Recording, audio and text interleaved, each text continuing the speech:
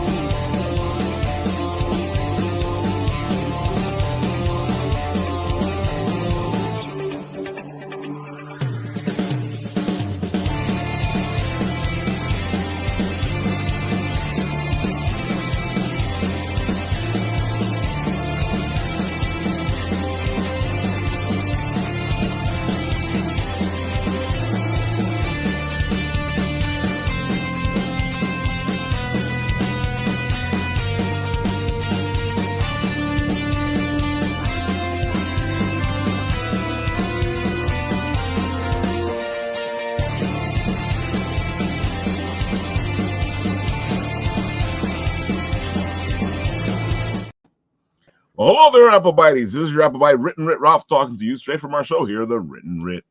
And of course, you know, we got to get creative. We got to have fun. We got to get all the good topics going. And we're late because we were in the green room talking stuff up. And I was like, oh, wait, we're not on the show yet.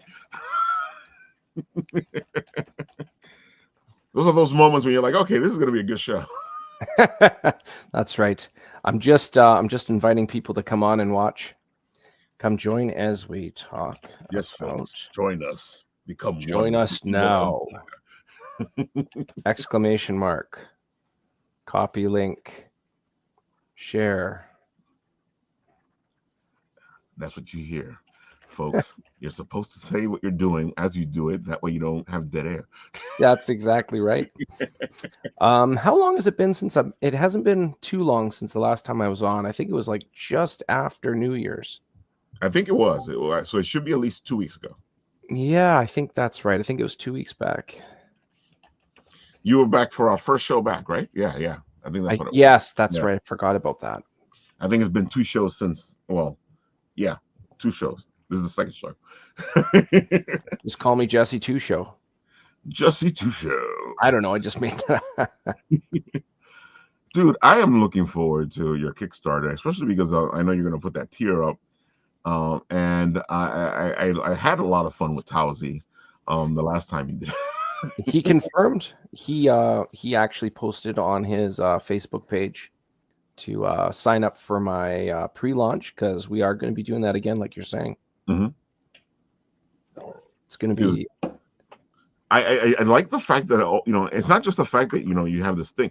It's all. I think what makes it the best thing is that you're allowing the creators to play their characters, and that is just such a unique thing there, because usually when you do these things it's just you're playing whatever, but this is playing your own character. And I have to say, when I played my character for the game, it really helped me flesh him out even more, because you start to see the character in a different way.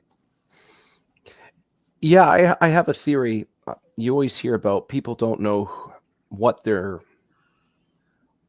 made of until they're put in a situation. Like an example or an extreme would be like the front lines of a war. If you're an 18-year-old, you don't know if you're going to run or start shooting, and you actually put your character in the position. They have to act. You don't have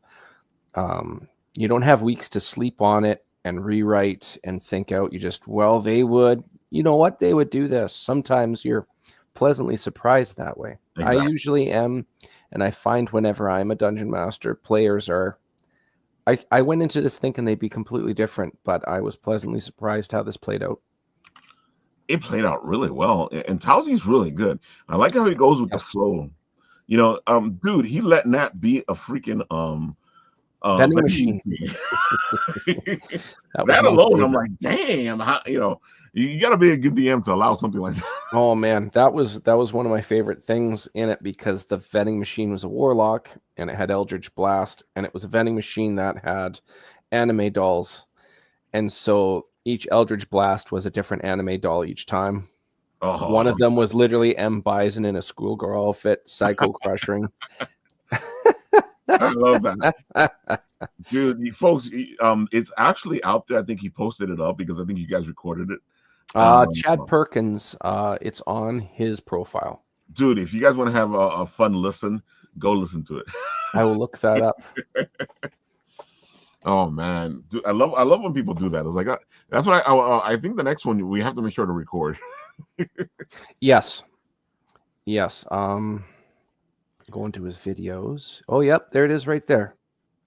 Cool. Put it in there, and I'll share it in the chat so people can go check it out. There was one minor technical difficulty that one of the players' voices did not match in the recording. Right? Yeah. But the rest is in there. But yeah, there it is on the interwebs on private chat.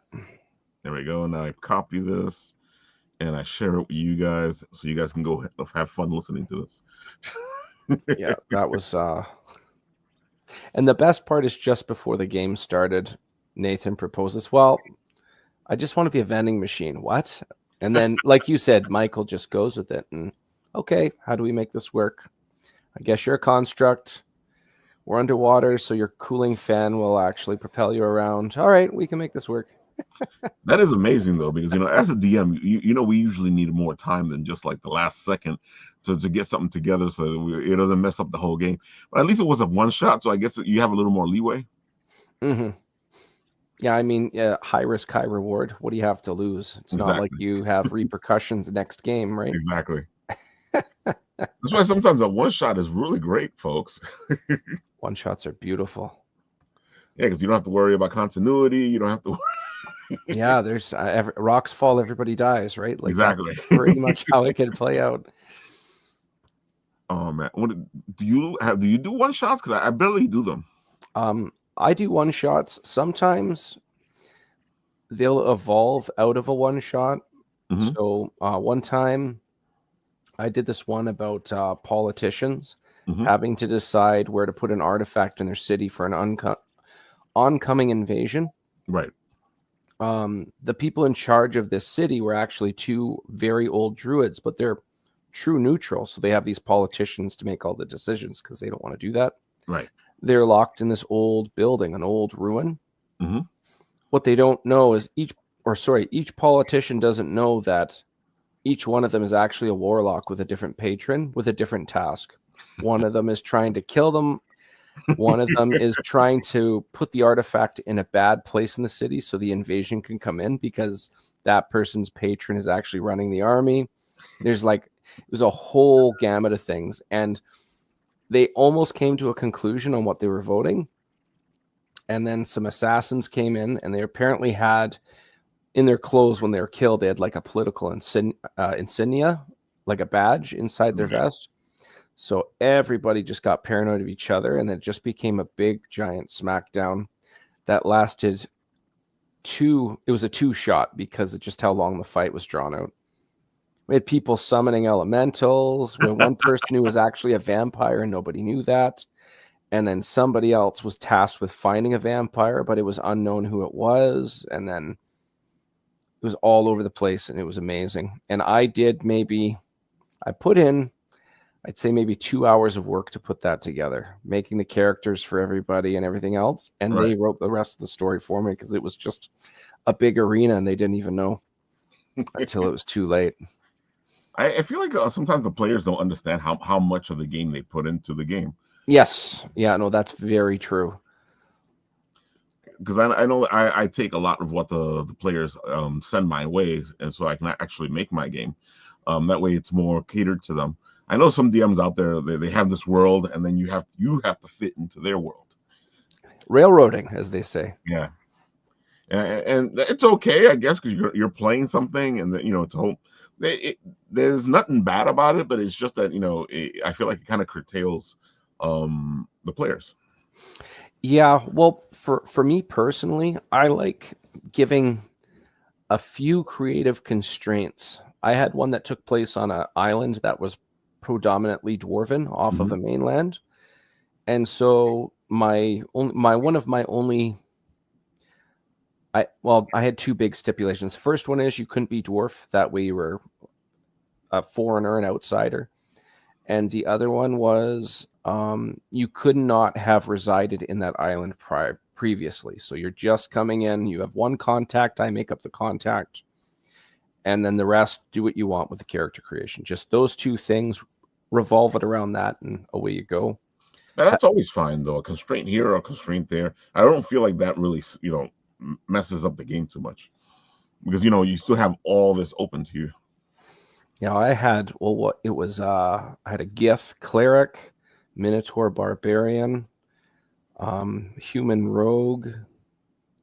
There were 6 of them. One of them was an half elf wild magic sorcerer, which was just nuts. But it was sounds nuts. That one. What's that? It sounds nuts. Yeah, it was a really good time. All right, so the people out there know, even though they've been watching the show probably, so they do know who you are. Tell them who you are and tell them your project and what you're working on to make happen soon-ish. For sure. So, as already introduced, Ray Jameson. I'm also known as DmRay, DM being short for Dungeon Master. I am in the middle of a 3-issue mini-series. Issue 1 was successfully launched, a successful campaign. Issue 1 and 2 is coming up at the start of April. If you are a big fan of either fantasy or camaraderie or both, you will definitely get something out of this book. The thing is about 4 non-human friends. They are just meeting up for the first time in a while in their childhood hometown. And right before they can really have a decent reunion, everything's interrupted by an undead outbreak. They aid the guards in staving off said outbreak. And one of them concludes that there's some connection between this outbreak and a local drug issue. And by the end of the first issue, they're able to intercept somebody that is smuggling some of this stuff outside of the city. Right. And issue 2 is them actually finding where the distributor is. So any place that's going to be dealing with shady stuff like this, you're going to need hired muscle and hired help.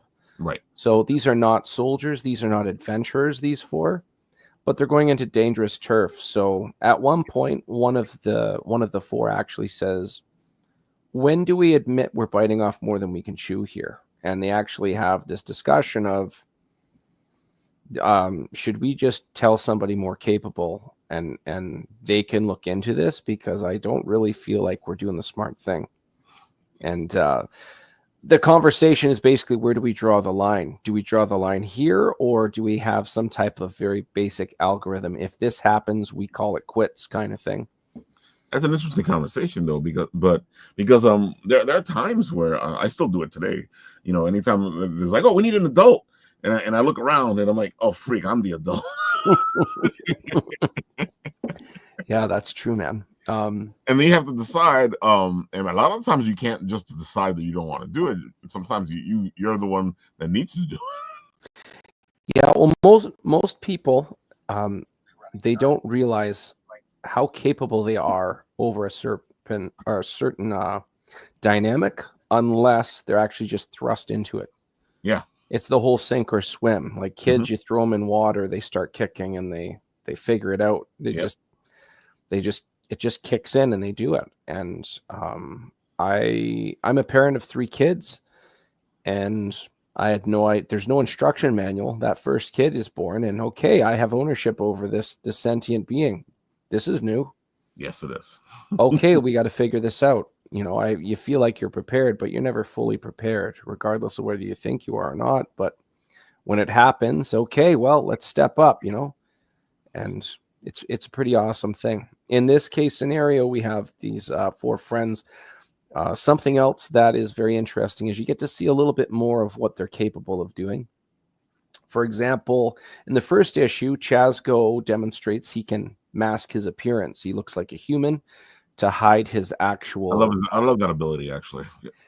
Yes. Yeah, it's a really cool one. So in his case, his kind, the blue-skinned elves known as Argers, Mm-hmm. they're vilified. They're the stuff that kids make scary bedtime stories over. Right. So he's gained the ability to hide his appearance just so he isn't like killed on sight by humans. And you get to see him toy with that ability a little bit in the second issue. Right. He also has a pet we haven't seen yet, a three-eyed crow named Emix. It's albino. It's got like gold eyes, and it's just this pale three-eyed bird. It looks really, really cool. You see it a little bit in the variant cover we were showing before. Are you okay if I share that? Yeah, go for it. I was about to ask you, if you have it there, show it so people can go, what are they talking about? Here, I'll show all the covers that are public here. I gotta say though, that cover is just fantastic. Yeah, Jay Sloan, he did the line work, and Dave Kemp did the colors. There it is there. You can see MX. See MX 3 eyes. Pardon the pixelation here. That'll that happens when you do that. I know. Yeah, and 1, 2, and then 3 on the other side. And one of the things about Chazgo is his people, they're not a fan of outsiders, and they're very anti-magic. They worship the very mountain they reside on, and all the generations of exposure to the silver deposits in this mountain range has tattooed their skin blue. That's why they're blue-skinned. Right. But it's also given them some resistance to magic. They believe, and it's an inaccurate belief, that their devotion to the mountain is what blesses them to be so resistant to magic. But in reality, it's just running in their veins, essentially. And Chazgo was given these abilities by some greater being known as Annette. Much like how the symbiote in Secret Wars was able to bypass Peter Parker's spider sense. Right. Annette was able to bypass his resistances to magic to allow him to be able to cast some different things, some really interesting stuff, such as I already mentioned, hiding his appearance. He can summon this three-eyed pet. It's a really cool little feature. And so on one side, his own people, if they saw him doing this stuff, they would kill him on sight because he'd be considered the equivalent of an abomination. But then on the flip side, if he was seen as he is in front of humans, again, he would be killed on sight. So other than his 3 friends, nobody knows who he actually is. So I really liked the way Jay depicted the anatomy. There's a very fine balance between solitude and loneliness. And MX kind of takes away from the loneliness portion because he does have some companionship in the picture. But in reality, very few people he can be himself around. And one of the reasons I wrote him like that is I honestly believe that every human being can relate to, I can't really show who I truly am until I trust this person. Yeah. I think every human being in one form or another can say, I mean, if I liked the Powerpuff Girls, for example, that's not going to be let's say I was single and I'm going on a date. If that girl isn't blatantly a fan of animation, that's not going to be my opening conversation piece. I'd hold back, get to know the person a bit, and then open up a bit more. Chazgo's scenario is kind of an exaggeration of that very thing. Definitely. That's what we do, though. We don't show ourselves, which is, one of the weird things about dating is that we show this front to people, and then when we show ourselves, they go, they don't like me. I'm like, well, you didn't show that before. they like the other person you were. Yes. Yeah, we call it what is it? Flavored false advertising. Here, I got another one here for you here. This one was just revealed publicly last week. This was done by Rod Ramos Rodolfo, and it was colored by Dan Kemp, the other Kemp brother. And this image depicts something that also happens in the comic, where you get to see him utilize his arcane abilities a bit more. In the first, when he catches a zombie by the throat and sets his head on fire and throws him aside, And in this one here, you can see him actually, he's using his arcane ability to actually pull Earth upward, which is, Rod did a really good job in regards to making it look dynamic. Like, we're casting a spell, let's watch this Earth levitate. No, it looks like, when I was saying imagery to match or kind of look intimidating, I said, think of Darth Vader at the end of Rogue One, when at one point he grabs a guy and chucks him into the ceiling. And he went with that, and it definitely looks the part. Oh, definitely. I can see this as a lava cover. Yeah. Because Yeah. that thing around him, the halo would look Yes. really nice. Yeah. Yes. Yeah, it was the end result. It's very satisfying for me to get two artists to collaborate, because it's just a synergized, it's something you would never see before that. So to be able to show that off here, everybody's like, yeah, this is awesome. And then, of course, there's the main one. Kenny Calderon inked it. And this was drawn by Kenny Calderon, and also colored by Dan Kemp. Dan Kemp is individual I utilize a lot. So this image just depicts them going into enemy territory. So it looks like an old, beaten up, abandoned path. Mm-hmm. You can see the overgrowth around them, which does a really nice framework for the picture. But you can see all of their different nuances of character. So even the little guy up front with a smirk on his face, it looks like we're in for some mischief, guys. Let's see what's going to happen here. Oh, definitely. These two here, be it Chazgo and Madrakis, they're not big fans of conflict. Chazgo's actually a representative of a noble, so he's actually dancing with danger. So he's not a fan of going off and getting into conflict. He would rather be safe in the city. Madrakis has a bad reputation in his hometown. So although it's not explained why Dunnan convinced Madrakis to join him and find his other two friends in Ivywood. So there's conflict here. He's hesitant to get involved in it.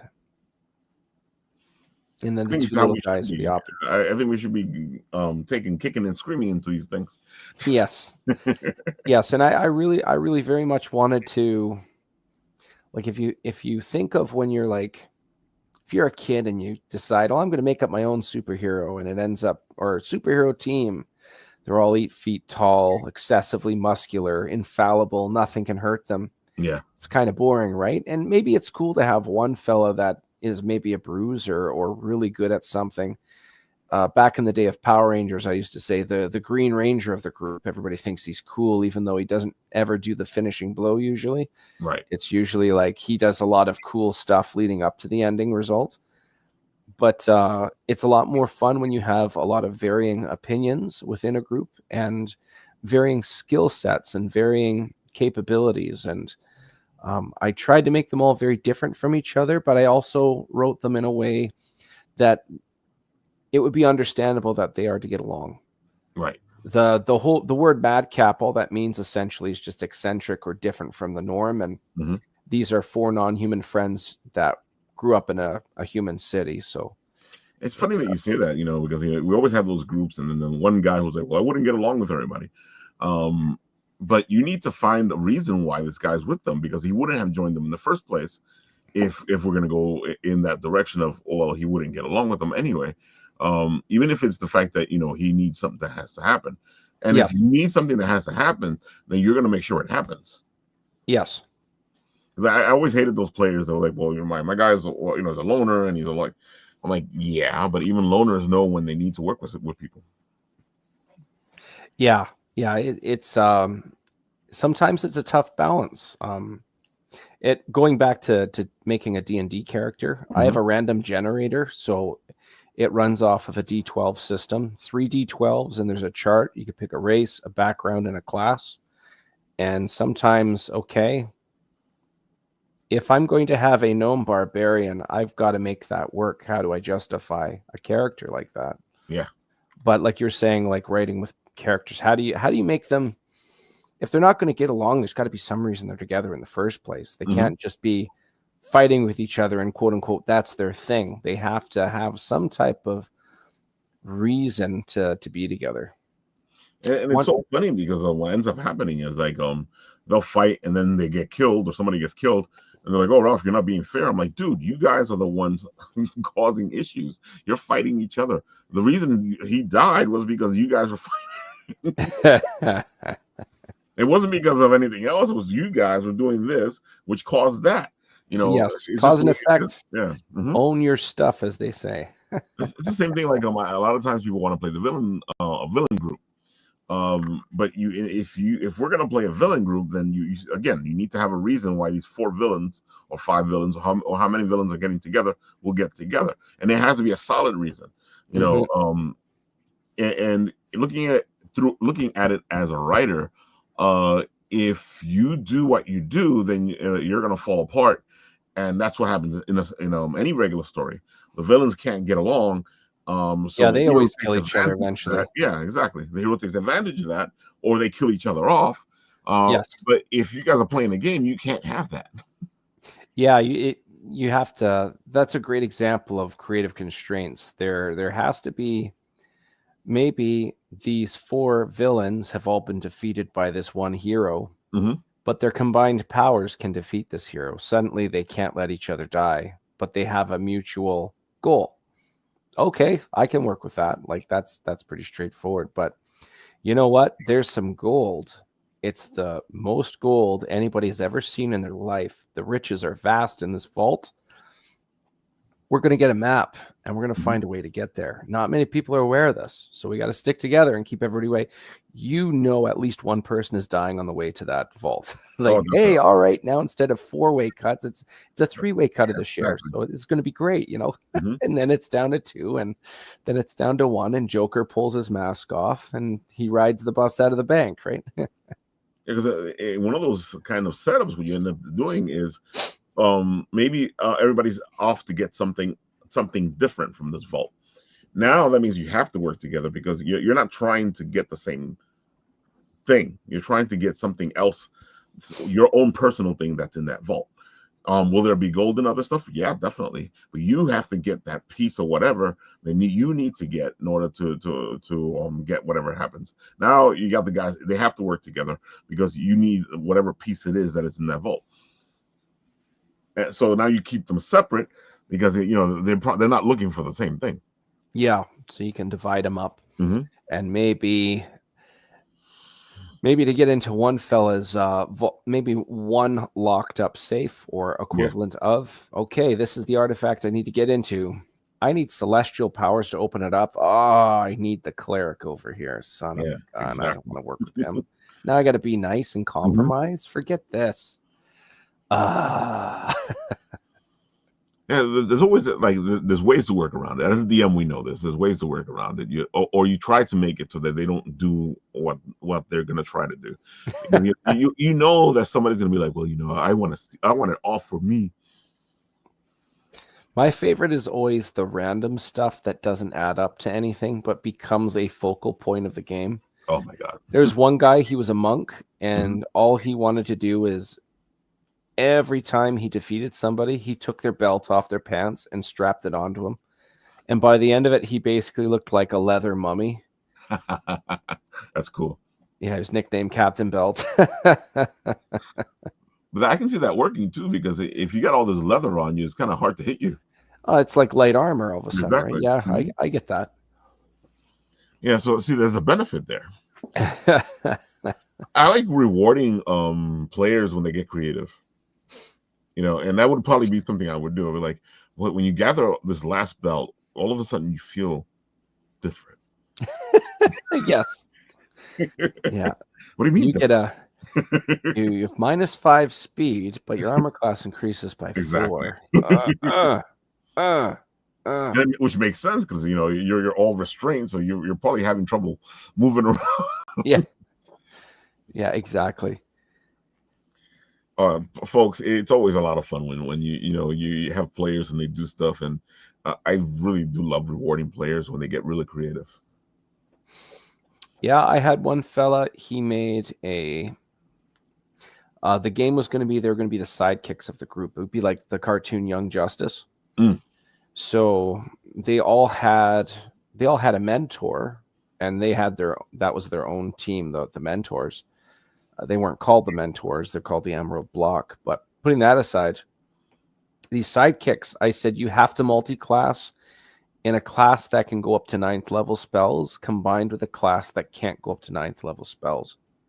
So one guy, he did a fighter wizard combo. He chose divination magic, but the kicker was he didn't really want to fight. He just wanted some perks from it. He says, I want, you know what, my weapon is going to be a whip. Whips are cool for range, but they're not that great for damage, especially as a... Believe me, I've tried having a whip as a weapon, and they don't do much. So what unless you're like a Kensi monk, then you can turn into Simon Belmont. But basically, he went to a weaponsmith, and he convinced them to take his wizard's wand and replace the guts of the handle to his whip with the wizard's wand. Ooh. But since he was an Eldritch Knight, a fighter, he could now summon that weapon to his hand, so he could never lose his wand. That always comes in handy. So because of that, and because it was a whip that has a range of 10, I said, okay, all your spells are going to be increased by 5 feet. So anything with a range, you've got some more. I'll let it go right through the whip when you cast it. He's like, that makes sense. If they're touch spells, then you can probably use the whip to touch. Yes. And I was happy when that was suggested. I was like, take it. Like, here, you did good. Which is great too, because that means as a wizard, you're not really in the fracas. You're on the outskirts, using the length of the whip to, Yes. And it always bugs me out when you get a mage, and I was one of those mages where you jump into the fray and then you get hurt or you get knocked out or you get killed, and then they're like, "What happened?" I'm like, "You're a mage. You're squishy. You're a glass cannon. Stay at the back and blast things." Yes. But it's so much more fun just jumping into the fight. Yeah. That wizard, that gnome wizard fighter, at one point he disarmed a mage by running in close, and it was a targeted shot, and he was able to pull the staff out of the other person's hands using said whip. Nice. So again, yep, good job. I love that. Yeah. I love when people get creative like that. It's so much fun. And then the stuff that happens when they don't get done what they were trying to get done is even funnier. Yeah. I had another guy. He was like in that group. He was a ranger bard combo, and he, his background was knight, so he actually worked for the city, but he was secretly one of these sidekicks as well. So he had connections because of that. So it was like a Dick Grayson having access to some of Bruce Wayne's wealth and network. So that was very, very beneficial. One time they were in an ogre's lair, or they didn't know what it was. There were ogres that called down from a second floor. Right. First floor, the team completely wiped out of bugbears. Very tactfully. I was impressed, so I let them do it. And then the guards yell out from the next floor up, "The boss wants to speak to us again. Do not set off the bear trap this time." Have I told you this story before? No. So the bear trap, there's only one little cave hallway going up. This is an entire system of caves, but to get up, there's only one way through. And, well, first guy rolls. Rolls a 2. I said, place looks clear. Well, you don't see anything. The next person, he says, okay, I'm looking for bear traps. And this was that ranger bard combo. So he has some advantages and looking for traps and stuff. He rolls like a 16. I say, you do not see any bear traps on the ground. He pauses and he says, why did you say it specifically like that? And I said, well, probably coincidentally it sounded sketchy, but you don't see anything. Everything looks clear. He says, fine. He takes the first step. Dexterity check. He just shakes his head, rolls a 17. And I say, you feel the floor below you shift, much like a pressure plate.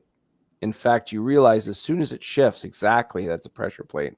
You hear stone on stone grind above you. As you look up, you instinctively fall back and barely miss the falling corpse of a dead bear. Bear trap. That's funny. That's really funny. It sounds like something ogres would do, right? Assuming they can make pressure plates and have the ceiling. Bear trap, dead bear body on the ground. What was it? A dead bear? What's a bear trap? You know, throw the bear on top of the person. Boom. Makes sense. If I got hit by a 400-pound bear corpse, I'd be in pain. Definitely. You'd be hurt hard. Yeah, you would be hurting a lot. Oh man. All right, let's see what we got in here. So show some stuff off from some people. Yes. I know our friend Charles got his thing going last night. Cold Cutter number 4. Of course, yes. I'm a little partial to this one because I did the voiceover. So, folks, we're going to play the videotape, and you guys can have some fun with this. Here we go. Times are tough. Cutter is going in the red. Going in the red means I'm getting evicted unless something changes. The last few months have been nothing but one attack after the other.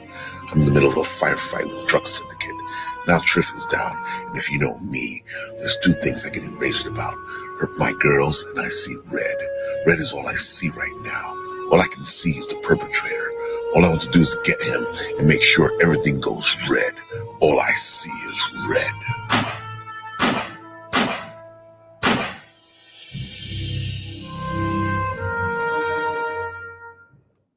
I have so much fun with this. Yeah, I love how that turned out with the voice and the music. It really throws back to that noir genre. Definitely. I love noir, so as soon as he was like, "Hey, Ralph, want to do the voice?" I'm like, "Sure, dude." I love writing noir. I love going in that direction. I know most of what I write is influenced by it, yeah, and I can tell when I'm reading it. Well, when I hear your voice in that, for whatever reason, the combination of your voice and that music, it reminds me of something. It's nothing like it. For some reason, I think it's just the energy that you provide in that trailer. It reminds me of all the narration from the first Max Payne game. Oh, I love that game.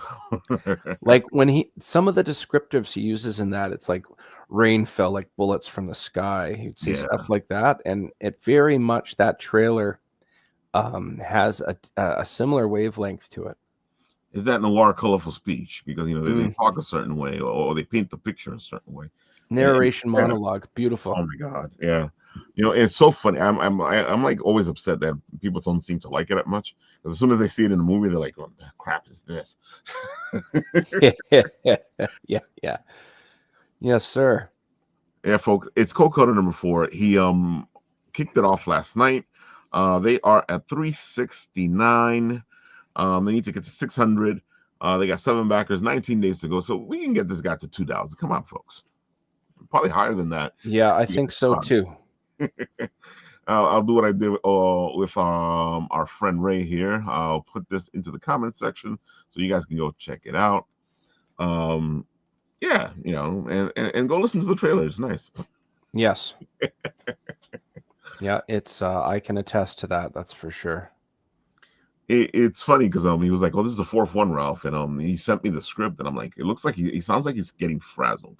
Because I feel like if the first couple of times I did it, he's more relaxed, he's more laid back. Well, the tension's up. Like all he sees is red now. So yeah, that makes sense.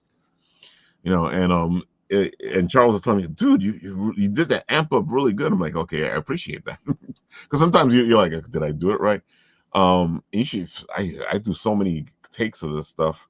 after a while I start to lose track of things. I hear you. Yeah, but I love noir. It's one of my favorite ways to go writing. And if you guys pay attention to a lot of my writing, and I guess as you guys see it, especially because right now I am on We Suck at Comics, which is live right now. It went live yesterday. They are at 1950, 35 backers, 28 days to go. They're going pretty well. And I got a piece in this. And it's not going to say that it is completely noir, but it does have a noir feel to it. But that's just my writing in general. Either I go noir or poetic noir. Poetic noir. You gotta throw in an Arnold Schwarzenegger to have a poetic tech noir. Oh, dude. I sometimes I love words and how they flow, and sometimes you just got to play with it. You just got to let the words do what they want to do. Yeah, I hear you. It's the same fun you have when you're DMing, and you're trying to do a good description of something, or you want them to see exactly what's going on. Yeah, I concur. Definitely. It's very satisfying to get people to interpret something with giving them specific data. Oh, definitely. The concept of getting them to think something without actually saying quite that, a little bit, but not quite, and get them to fill in the blanks, and they go from there. It's pretty awesome. Oh, and especially when you're watching a game you created, and they put the pieces together and they figure things out. Yes. Or they just go deeper into the lore than you thought they would, and they bring it even more out, and you're like, wow. Yes. Yeah, there's a lot of satisfaction from that. I don't think I've seen the video for this. I wonder what this is. Well, let's find out.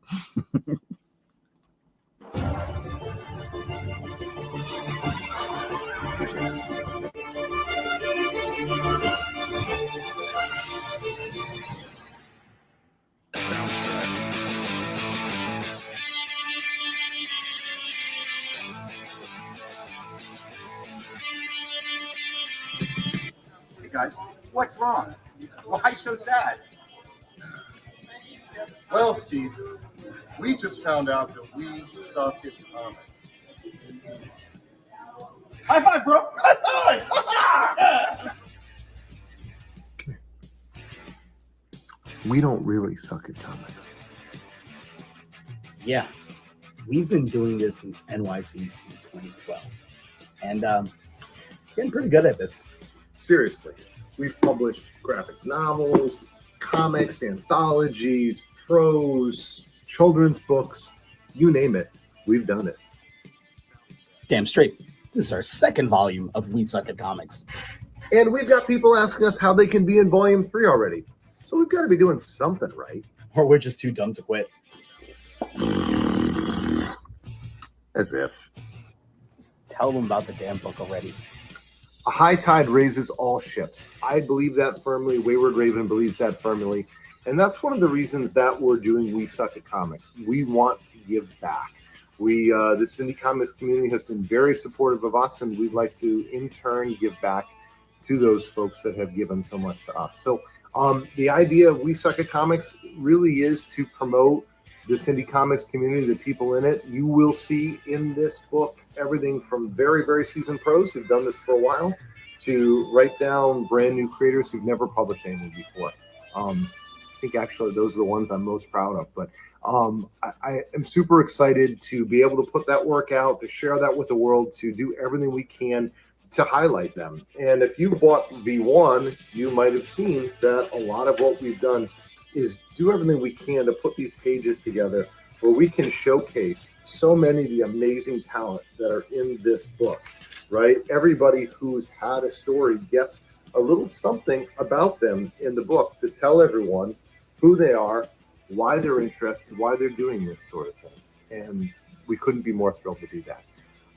So that being said, Alex, why don't you tell the nice people all about the theme? Yeah, the theme for this book is coloring outside the lines.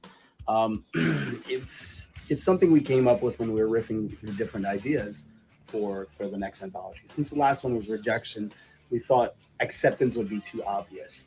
But when we started coming up with different ideas, coloring outside the line spoke to us because it is our whole project is basically about people sharing their views, their different ideas. And what better represents that than just doing something different, breaking through constraints, hence coloring out the lines. And it's pretty damn catchy. Hey, right. Where did that come from? Just thank the nice people. Okay. Thank you, nice people, for watching our video. And checking out our campaign. So whether you're a new supporter Or an existing one. thanks for your support. Or just buy the damn book.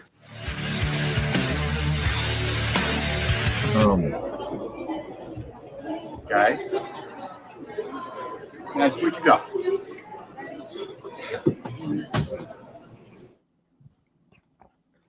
I love Wayward Raven.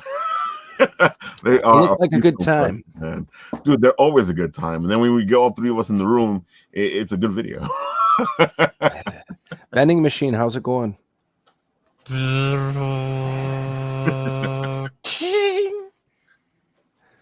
Vending machine was having fun with Chinese New Year's.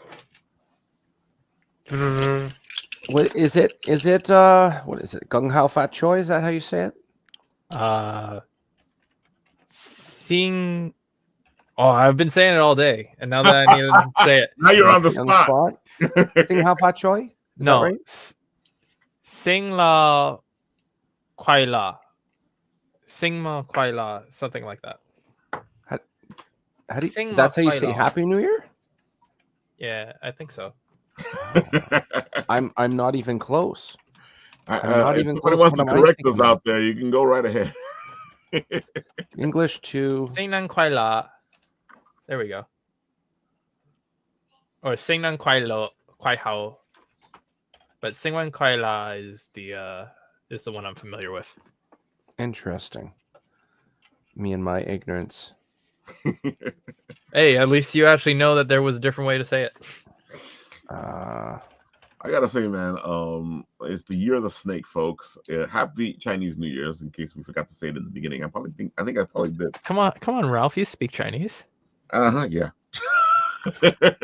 When I first moved to Winnipeg, I was single. I had a dog, and we rented a room out of a house. And on the one floor was a bunch of international students. They were all from China.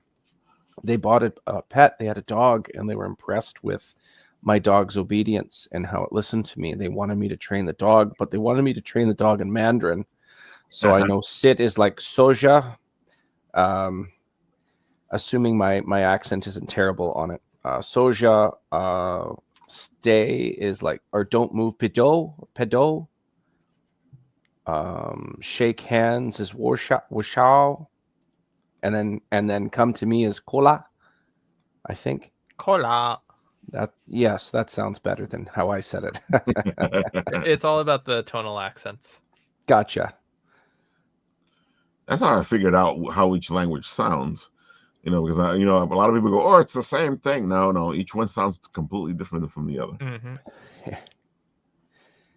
Yeah. and If now they that didn't, I'm we older, wouldn't I have can accents, actually- right? I can actually hear it when I'm walking down the street, especially here in New York, because you run into all the languages. Yeah. Yeah, talk about going to the Chinese New Year parade down in Chinatown. Mhm. And like a bunch of Polish and Russian people were there just speaking both of their own languages. Just And then hanging when out. you're waiting in line for dumplings, there's people speaking Jamaican. Like Yeah, Jamaican Creole, I mean. dude, and Little Italy's like right there next to Chinatown. Yeah. And they're all speaking Spanish. Oh man. Oh, I gotta show this off. ShadowRabbit did a nice little piece here for Wayward Raven. And Oh yeah, you can finally show off the nice stuff. Let's see, where are you? Here we go. Look at that. Ooh. That is You know what that is you the need cover for right there. You need some Led Zeppelin to go along with that. Definitely. Ah! And that does it in time for the cover. That is a very nice prop, though. That's very nice. Love it, man. ShadowRabbit is the man. I tell folks all the time, have them make your characters. Let your dreams come true with ShadowRabbit's hands. You should put them up on Facebook or in the private chat here. I am interested. His Instagram. Hold on. I'll put it up right now. On Insta, yeah. Yeah, he's an Instagram man. That is. Well, it makes sense because, on Instagram, you can actually show this stuff off. Yeah. There we go. I'll put it right there in both the private chat and the chat for you folks out there, because ShadowRabbit is the man. I like to say he makes dreams come true, and he does. I am definitely going to be speaking to this fellow. Dude, yeah, he can make your characters. Let me show you. Let me see if it's here. He did one for Hit Point Game. I love their card game. It's fantastic, and he brought something to life for theirs. Let's see. Because I'd be interested in him making not my characters, but things that represent my character. Look at the dragons. Yeah, that's cool. Yeah, that's very cool.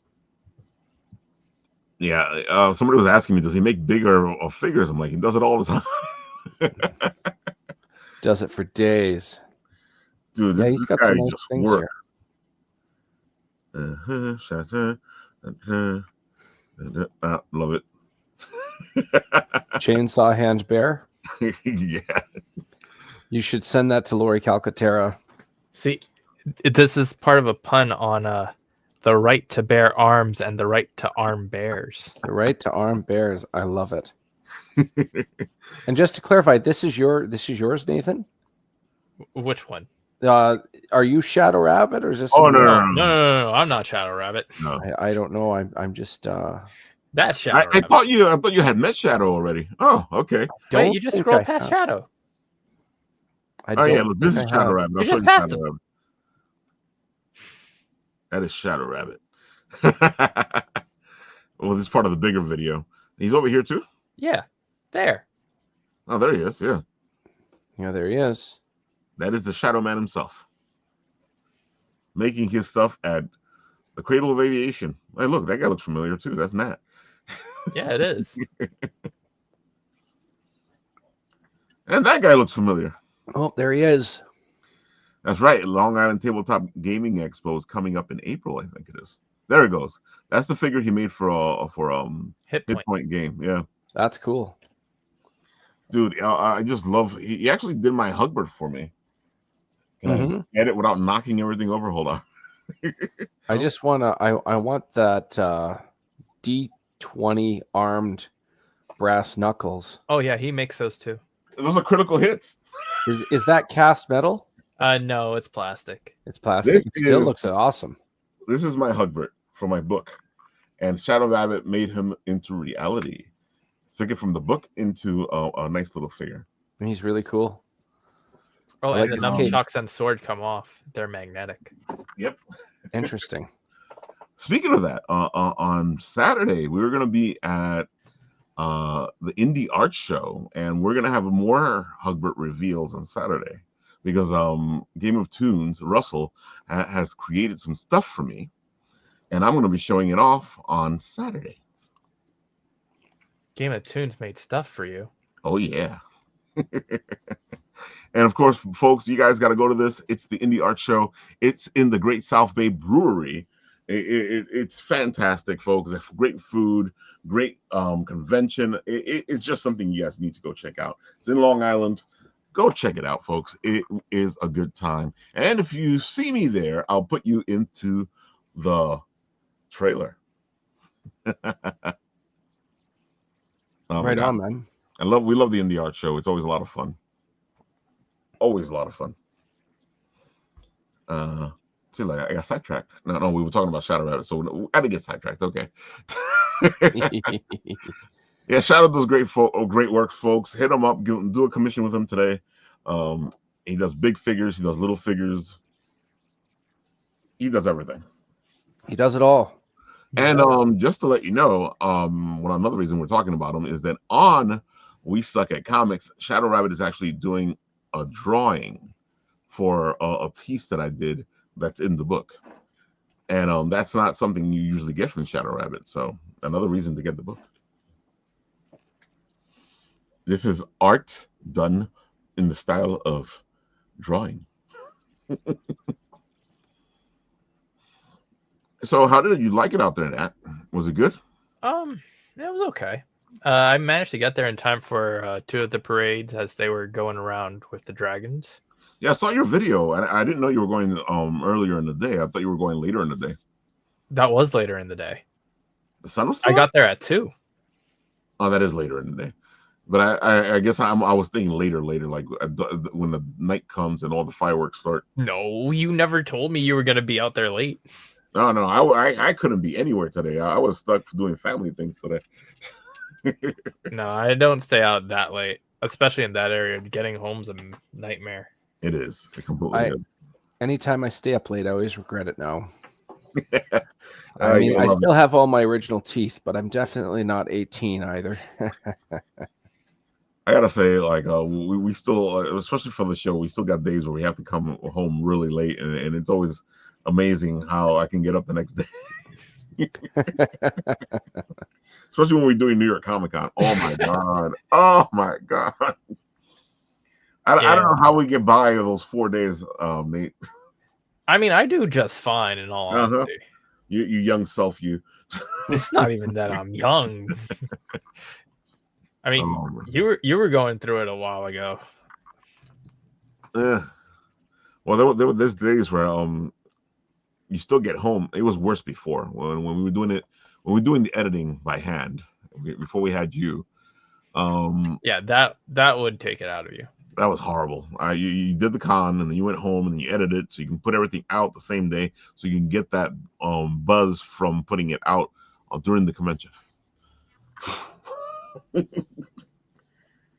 No way, man. I know Nate knows what I'm talking about because he did it for a while too. I did it same day. Yep. That was a bit much. I will admit I kind of overdid. Yeah, but those videos got a lot of views. They did. They did. And I think that's why the Instagram does so well is because it's putting it out right now while the con is happening, so people get excited and they want to go check it out and they want to see what's going on, or if they should go themselves. Ray, have you been hitting the cons? I'm going to be starting this year. It's going to be a first for me. I've always we have Winnipeg Comic Con in October. I've always gone and met celebrities and stuff, but I've got a whole stack of comics now ready to sell for issue 1 and nice. Issue number 2 launching in April. I'll have a whole lot more. I'm looking to sell them, looking to share my cool little story. Get this. I just need to express it, get it out of my system. Is anybody of any art form, be it writing stories, drawing, carving with clay, you got to get it. You need to express. It's like a shark that can't swim, it dies, right? It's the same thing. Yeah, definitely. You got to get it out, and I tell people all the time, especially when they'll always ask, like, Ralf, I'm not a writer. I don't have things to write about. I'm like, you have a lot of things to write about. folks, never tell yourself that you have nothing to write about. Can you write it the way you want it to come out? That's a whole other story. But you have things that you can write about. Yes. Yeah, I agree. Oh, Ralf, nobody's going to be, dude, just write the story. You don't know what's going to happen until you write it down, until you put it on paper. It's the same thing if you want to be a podcaster or do the videos or anything. You need to get that first video out of the way, and then you look at the first video and you go, this works, this doesn't work, that doesn't work. Until you get that first piece of work down, it's the same thing with art. Until you get it down, you don't know what needs to be fixed. Yes. Same thing with DMing. Yeah, DMing, you just got to get in there. You got to get that first horrible game, if it is like that, but sometimes it's not, out there, so that it's out of the way, and now you know what needs to be done. Game 0.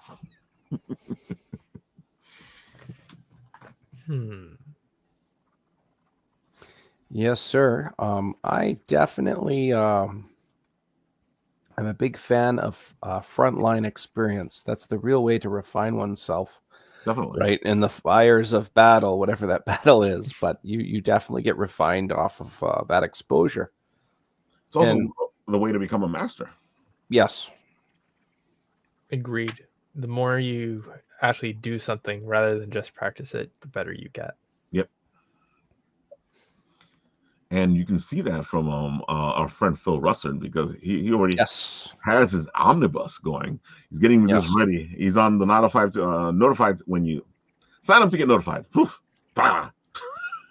I have reviewed all 6 issues of his series Tragedy. The first time I reviewed anything, I did 1 to 5, which was a big undertaking.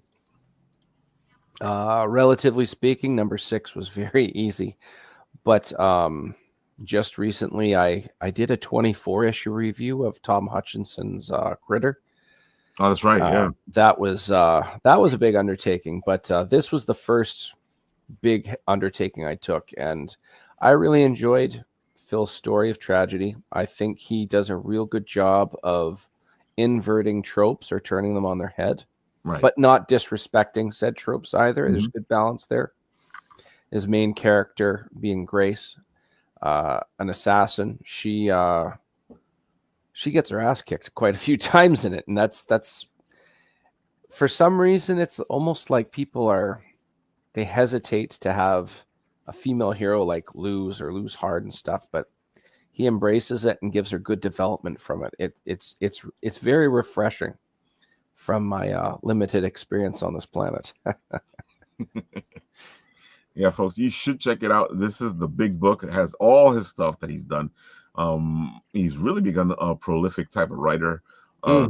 He's dipped into everything. Definitely.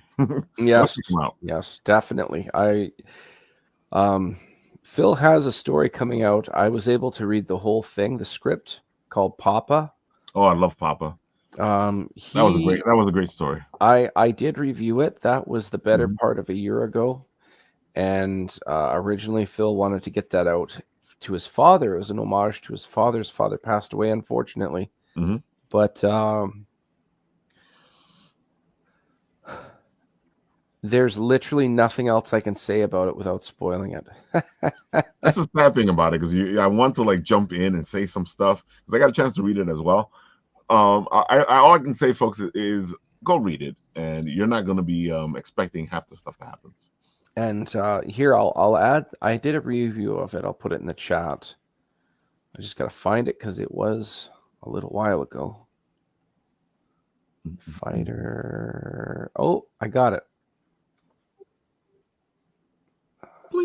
Copy link address. Link copied. Control V. Enter. There you go. There we go. There we go. And folks, I will share it with you guys so you guys can go check it out. That way you can see what it is that's happening. What's happening? What's hippity happening? Yeah, hippity hoppity happening. Hey, you're the snake. What's Slytherin? What's Slytherin? I like that. I'm from House Slytherin. House of the Slytherin? Yeah, a lot of people are like, oh, Ralph, you're Slytherin. Yep, I'm from Slytherin. Don't be a Slytherin. Just don't be a Hufflepuff, apparently. You know what? I have yet to see any Harry Potter movies. Oh. So I think on the 25-year anniversary, would that be 2027? I think it came out 2002, the first one. I think so. Somewhere around there, yeah. There's a couple of movies in that range because I was very busy with academics and sports. I didn't see a lot of movies. There's that. There's around that time, Dude, Where's My Car? I know all the lines, but I've never seen the movie. So what's my say? Yeah, exactly. Or what was the one with Tom Green? Freddie Got Fingered. They're all around that era, and there's a lot of them I just didn't see because of my dedication to other things. So I think it'd be neat to watch them on like rounded number anniversaries, 20th, 25th year anniversary. I'm going to watch this and then like tweet out or Instagram out my comments and just say, hey, this was funny. And I saw Neil deGrasse Tyson do that when he was watching the new Star Wars movies. He says, I'm going to watch it, but comment about them in real time. It'd be like a sun would never contain energy like that and stuff like that. Oh, he does. I've seen him do that before. Yeah.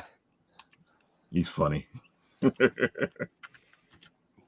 He's way funny. But, I gotta say, I like Neil. You know, but I like all those geeky guys. We've come a long way from the 90s where suddenly, dare I use the word, but the weaponization of intelligence and making things like science cool or cool again. Yeah. And actually, you look at something like when I grew up in the 90s, the superhero stuff in my era, nobody liked it. It was like considered geeky, and it was almost like the litmus test. I don't like that, so I'm obviously older, said the 10-year-olds kind of thing. I'm above comics. And then you fast forward the clock almost a decade later, and they're all in for these movies coming out. Iron Man, Spider-Man, they're all right there, you know? And that's a very interesting dynamic for me to have gone through. Oh, believe me, when I was younger, I actually got beat up for certain things, so I am much happier now. Yeah, I hear you. I was a Spanish kid who shouldn't have been into heavy metal. We shouldn't have been into D&D. We shouldn't have been into comics. We shouldn't. Dude, when you said Spanish into metal, I'm thinking like a new genre we'll call it flamenco metal. I think that would just be awesome. It does exist already. Does it? Yeah. Damn, I gotta look this up. There's even merengue metal and salsa metal. Salsa metal. I don't like the salsa metal, if I'm being honest. It doesn't sound. Either it goes too far into the metal or it goes too into the salsa. Yeah. Oh man. Reggaeton metal, like that actually goes pretty good. I had a fellow who made in D&D a tiefling who was a bard and an entertainer, and he was going to invent a new style of music called iron instead of metal. That's very Iron Man. But he was going to use something like a lute, but use thaumaturgy to make his voice deeper, so we contrast it with the lute. Dee dee dee dee. Oh. Have you heard all the D&D type heavy metal stuff? I've heard like different styles of metal, like power metal and that, or specific bands. I think one of my reverse the clock about 15 years. I listened to a lot of Nightwish and of that style of music, which kind of leans in that direction. It does. Because I know I've used it in a couple of campaigns, and people get all weird with me. That is not supposed to be listening to this stuff during D&D. Well, it's funny if you take a very, very recognizable melody, something like, I don't know, let's say Pirates of the Caribbean, and if you made a pirate comic book, but you did that, but found a band that covered it, metal style, people would be all in for it. Oh, definitely. It's all about the presentation and timing, right?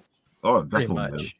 You know, that's why it always bugs me out, because people are like not into it until they hear a good one, and they go, "Oh my god, I've been liking this all my life." Shut up, you poser! You just like one song. I think the last thing I got to show here is from Madame Sorcière. Yeah, getting ready for Sacrimony number 8. This lady works, man. That goes without saying. She definitely works. Oh, dude, she just finished doing her beautiful art book, which was fantastic. I don't know if you guys got in on that. That campaign just finished recently, so she's getting this ready for, I think, next month sometime, if I remember right. If anything, we'll find out on Monday when she's on the show again. But folks, you got to check this out. She does an amazing job. This is her beautiful art right here, and each issue she just keeps bringing it up and bringing it up and bringing it up. And folks, if you're looking for a good cover artist, you know, she's one right there. Go commission her today. She does everything. She's the artist, the inker, the writer, the letterer. I think my favorite line from her is that she can't afford to pay herself. So she works for free. I get it. I get it. Oh man, yeah, because especially when she's doing her own book, she does all of that. So there's no way she can get paid, even if she makes the campaign really expensive, for it to actually pay for all. Yeah, but folks, if you like fantasy, epic fantasy, go check out Matter Sorcier, especially Sacrimony. Sacrimony, you'll be sitting there yelling at the characters as you read the comic, going, "Why did you do that?" Yeah, I had this whole conversation with her about that. And that's when it's that's when a book is good, if you're sitting there arguing with the characters. Oh, when they're doing stupid shit they shouldn't be doing. Well, if you're angry for something happening, that means you're invested, which means the story has done its job and drawn you in, right? And that's exactly what she does. It's the backhanded compliment you want as a writer. Exactly. She does a good job. I'm angry at you. Good. Good. Why did you do that? Your tears are delicious. Exactly. Oh man. I can't believe we covered all that stuff. It's already been an hour and 15 minutes. Yeah, we that was a quick hour. Yeah, it doesn't feel like it. I know we covered a lot of bases, but sheesh. You know what? I actually have one more piece of art I'd like to share. It's not complete. Well, it's a good thing, because I was about to say, why don't you tell us how they can find you? Because sure, we all want to do the Madcaps thing to show the piece. Sure, I'll show the piece and then I'll do my elevator pitch. Exactly. Window. So this is page 1 of issue 2. It's not fully inked out yet. Victor Medina, unfortunately, I have the finished inks for these. There's been some delays in regards to the LA fires. So last year at this stage of the game, I had the comic completely lettered, colored. I have everybody on standby. Mm-hmm. By the time the campaign is finished, all of this will be wrapped up. But here's page 1 almost completely finished. I remember. The last page of issue 1, they intercepted. You can sort of see them here. Sometimes it's hard to see in black and white for me. So they're about to interrogate these 2 people who were smuggling some drugs, essentially. And basically, the little guy at the front, Dunnan, he's just kind of motioning to his other 3 friends, essentially saying, pick your poison. Who would you like to smack you around and get some answers out of you? I love that scene from the other book. Yes. You do a good job with that.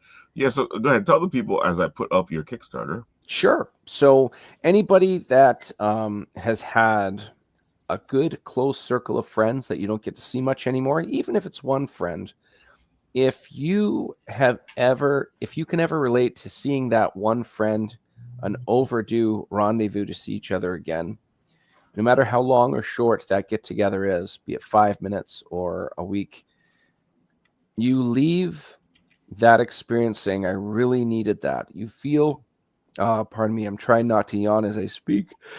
Don't gotta do it. I apologize for anybody watching who's gonna yawn now. You can hate my guts. That's okay. Aha! You fools have fallen into our trap. It's the yawn trap.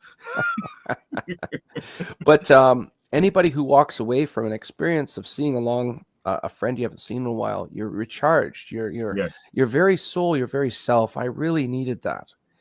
And this story is an homage to that level of camaraderie. It's about these 4 friends, how they interact with each other. And everybody knows you act a certain way around friends. Maybe you're braver. Maybe you're bolder.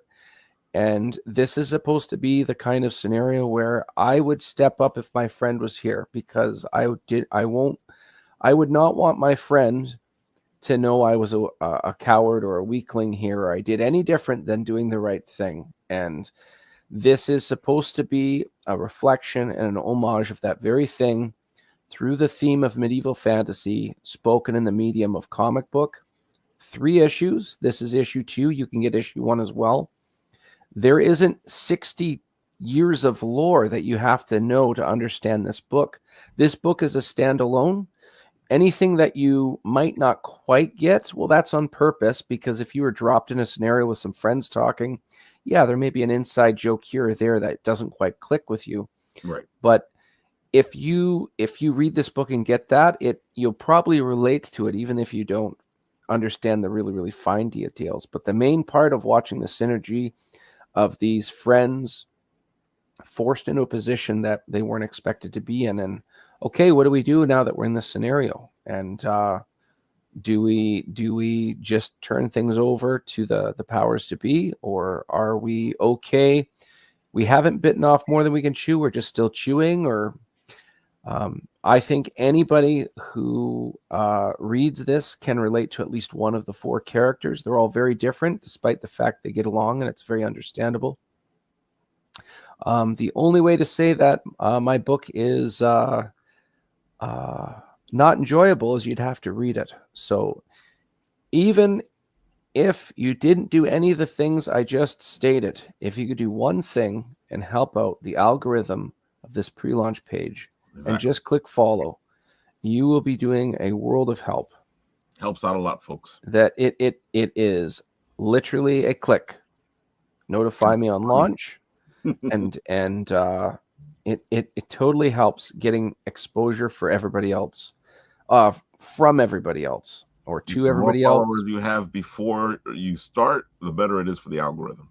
Yeah, absolutely. So if you see that there, you click on it, it will make life makes life sweeter that way. Yes, folks, go do it. Go. I was going to say there's going to be some new add-ons. I can't talk about them yet. Some old ones as well, which seem to be very popular. But I've got more covers to reveal as we get closer to launch date on April 1st. And again, if you hit notify on launch when it launches, you'll know right away, and you can jump right in on this. I guarantee you have not seen a story quite like this one. I don't want to overhype it. I don't feel I am. I'm just saying this is a story. It's all 3 issues. Each one is an act. After this issue, Act 3, the payoff is tremendous. It is well worth the full read through issues 1 to 3. The ending gives a level of satisfaction of watching like a movie from like the 80s or 90s that never had a sequel but ended, and you're like, I really liked that movie. Be it an Uncle Buck or some equivalent. Yeah, I'm glad I read that. So hit that notify, and I promise you there's some real cool stuff on the way. I gotta say, I got the same feeling from your book as I did when I was watching the D&D movie. And my whole thing was I felt like I can hear the inside jokes. I felt like they weren't happening, but you sat there and you go, I know what's going on as the scene is playing.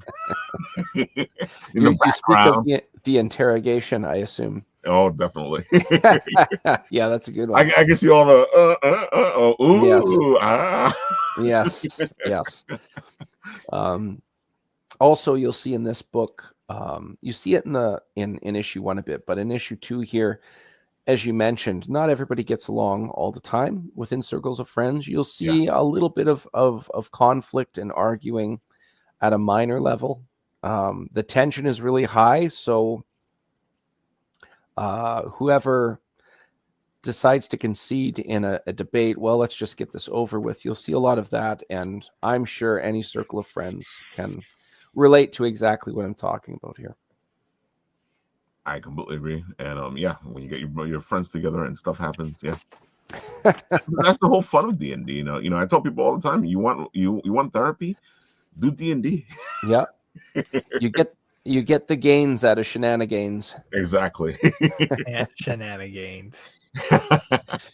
I'm just imagining a bunch of like giant muscular men causing like pranks. Shenanigans. I have no idea why, but I was just thinking like bananas seated around a table playing a board game. Bananas sitting around a table playing a board game? Yeah. That sounds interesting. So it would be you know that famous picture of like dogs playing poker? Yes. Bananas, but board game. Which board game? Does it matter? It does, because it will dictate the atmosphere of how the game is going. If it's Risk, everybody's got knives. If it is Monopoly, everybody's already stabbing each other. What about snakes and ladders? Then everybody's in their inner child and they're all happy. There we go. It'd be like a birthday party with birthday hats. Yeah. And like pizza. I like how you think. Nat just reminded me, our pals Ace have their Brook City comic happening. And dude, this is the book we've been waiting for. It is a fun 90s romp. If you like all that 90s style of comedy and cartoons, this is the book for you. Right on. Talk about shenanigans. This is shenanigans. You know what? Let's play the video and see what happens. Two friends, Tay Diggs and Showtime, meet up to go to the movies.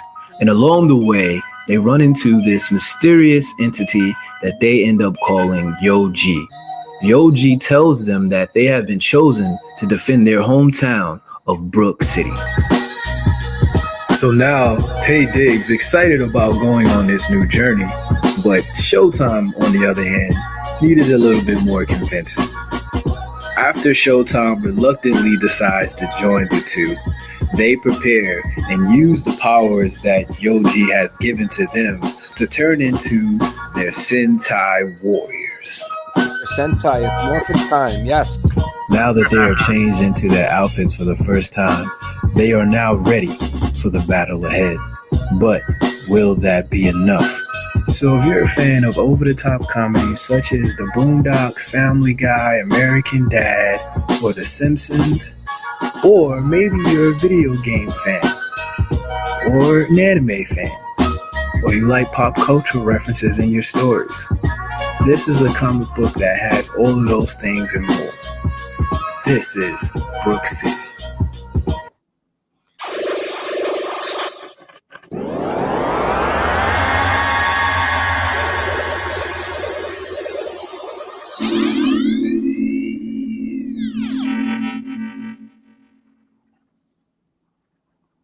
You gotta love Ace. It's awesome. Like I said, I love the morphers. 90s feel, video games, Power Rangers. Come on, what more can you ask for, folks? Yep. Dude, this book, they've been talking to me about this book for a long time now. And I'm so glad they were actually finally able to make it happen. Yeah, and, that's very cool. They're funded. So they're at 1542, 36 backers, 7 days to go. Come on, folks, we can get these guys to 3,000. Come on. I'm going to put it on the comment section there, so it's easier for you guys to find. I know somebody out there is going to be like, Ralph, I don't want to go look for it. So you didn't put it in the comment section. My friend keeps going, are you making fun of me, Ralph? I'm like, no.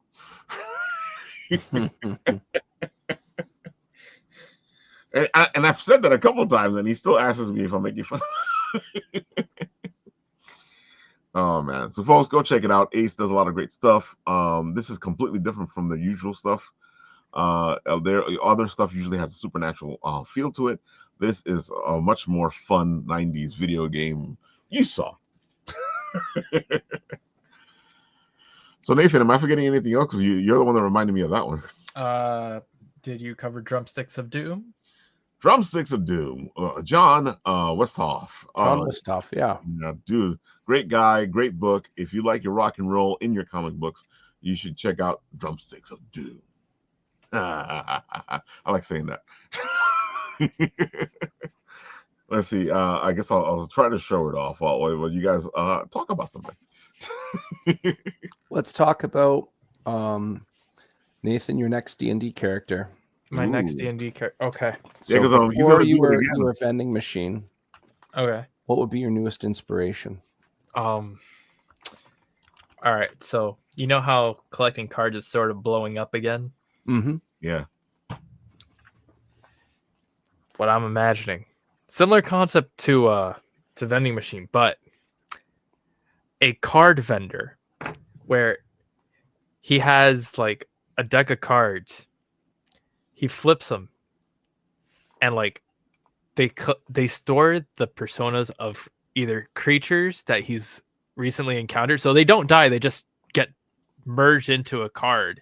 Interesting. And then their aggression gets sent out, or like whatever. There's it almost sounds like a combo of Pokemon and Yu-Gi-Oh. A little bit, yeah.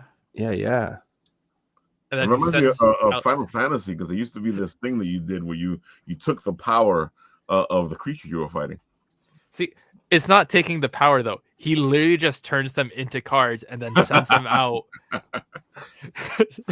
You know what? It's not too far off. I think of Wild Magic Sorcerer. Yeah, because you roll a D100, and it dictates the random magic spell that comes with what you cast. Yeah. So it could be a random card from your deck. That's a cool idea. I like it. I kind of like the concept of like being the last sort of creature he interacted with, and like they're just frozen in time. So by the time he pulls them out, if they were angry at him, they're still angry at him. They're just now doing his bidding. I love that. That reminds me of the times where Ash had Pokemon that didn't like him. Yeah, exactly. Yeah. But now he doesn't get the choice on which card he gets to pick. It's just he's able to choose what he collects. He doesn't get to choose when he summons them. I like the idea. This reminds me a lot of in Invincible at the end of season 1 when the immortal like comes to, and the first thing he does is says, "Where's Omni-Man?" and flies through the ceiling. I just imagine your character pulling a card and the monster just, "Where is he gone?" Yeah, pretty Well, much. that wasn't Pretty helpful. much. That was helpful. Oh my god. So folks, here's Drumsticks of Doom. Dude, I'm just gonna let him explain it to you. That way I can save my breath.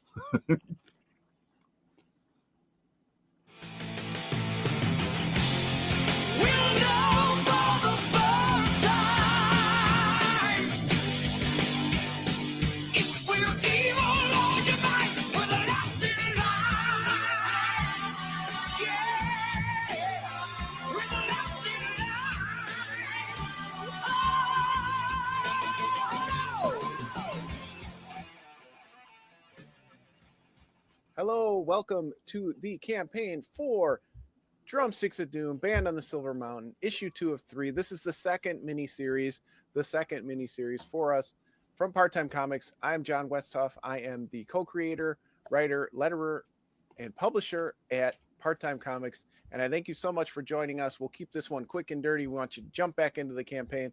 We've got trade paperbacks if you missed them. We've got the awesome metal covers as well. Including for the new issue. Dan and I have been working hard behind the scenes to get the second issue out, and then followed up by the third and final issue of this arc, which will lead us into the final arc in 2026. So if you haven't tuned in before, Drumsticks of Doom is what if Black Sabbath, not the Beatles, became the most popular band in the world, and thus the universe was changed forever, musically and otherwise. Our main character, Lana, she just wants to make her independent music in a heavy metal world when she's thrust into a war to keep heavy metal on the top of the charts. So we've been having a great time. This is technically the 6th issue in the series. You can get all the back issues, but you can always jump in wherever you want with this series. Just like any comic book, you can pick it up and make it your first one. But we have all the back issues here.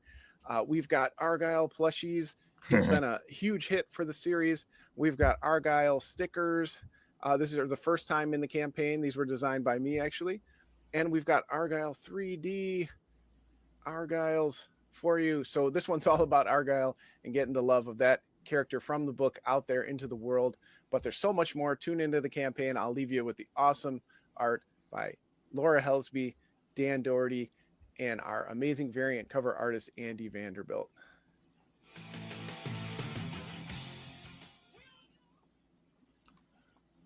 Like I said, kick ass. Yeah, it's good, man. John does a great job. Go support him, folks. He's a great guy, and he's really doing this indie thing. And if you like rock and roll and you want it to be in comics, here's a chance. You know, there's so many stories out there that we can tell. I like the indie scene because we tell these different types of stories. You don't get to see this kind of stuff in Marvel and DC. Mm-hmm. Not yeah, this that's true. Anyway. Yeah. Yeah, that's true. So, Mr. Nat, is there anything else? The only usual suspect we have is Kat Calmia and Phil Franco with their campaign. Yep. And a nice surprise is Billy Tucci also has a campaign going on. That's right. He does have a new campaign going now for She, right? Yes. Mm-hmm. And then our good old friends over at Bagmug Media have 2 campaigns going on. I don't recall if we know anyone involved in either project. Right. But that's pretty much the summary. There you have it, folks. Go check it out. When you're in Kickstarter, go like roam around, find people to support, find things that you like, because if you don't support the things you like, you won't see it again. Speaking of which, our friend Eddie, who's done End of Zed, he's working on making it into an animation. Besides the fact that he's putting the books out there now, folks, if you guys remember his trailer, is just fantastic. I'll let it speak for itself because I really like what he has to put together so far. Let's see. Here we go, Eddie.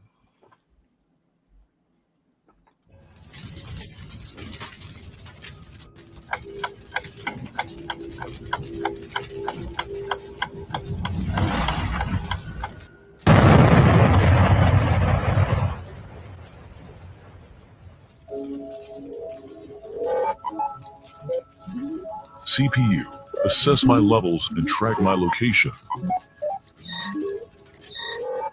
Right foot level 10%. Vision level 40%. Audio level 25%. Memory level 10%. Location unknown. Communication offline. Mission log. Crash landed on a desolate planet. The right side of my body is damaged and my energy levels are depleting. Awaiting memory core restoration so I can recall. Yep, and that's him putting it together, folks. If you like the trailer, you're gonna like this. And getting the second book ready, to go into Kickstarter as he gets the first book out there. But I love End of Zed, so it just has this feel to it. So go check it out. And I think that is everything. Right on. As usual, I really appreciate you having me on. This has been a great time. Oh, it's always a pleasure having you on. And folks, we will see a lot more of Ray as the time progresses and as he gets closer to releasing his new Kickstarter. Because, you're fun. Well, thank you. I will have a lot more to show off, so definitely stay tuned to the Written Writ because I'll be back and we'll talk a lot more as we get into this. One of the best things about having a comic out in the wild is we can talk more about it. Maybe next time, Ralf, we can talk more about issue 1. Maybe go over some nuances. We talked a little bit at the end here about the buddies nudging each other and stuff. But maybe we can extrapolate a little bit. Yeah, folks. So that's what you're looking forward to. The next time he's on, we'll get more into that what I'm talking about, and we'll talk a little bit about the D&D movie because it has that feeling. And what I like about the D&D movie is that you don't have to know D&D in order to enjoy the movie. It's just a good movie. It's just like the game. You don't need to know how to play at the start. Exactly. Mm-hmm. That's right, man. You just hop in and have fun. Just find a good DM. Any good DM will let you hop in and let you have some fun. Yes, sir. It was something else I was gonna say. I don't remember anymore. Oh, I remember now. I was gonna say that Monday we will have a bunch of people here, a plethora of comic creators who will be showing off their Kickstarters. And because of that, on Tuesday, we'll have a special show with a bunch of guests who are heading to MegaCon in Florida. So you'll be seeing the guys from ShadowRabbit, Frank DiStefano. I think Ava's going to try to come on as well. And I'm talking to one more person to see, and they're all heading down to Florida and MegaCon. So we'll have a special show on Tuesday. So next week, you got Monday, Tuesday, Wednesday. All right, folks? All the days. Yeah. Oh, the whole beginning of the week. I'm usually tired after one of those weeks. All right. Mr. Nat, anything else? No, sir. All right, folks. So I hope you've enjoyed the show. It is way past our time. Join us next time when we'll have some more fun. But right now, I'll do what I always do. I'll press the button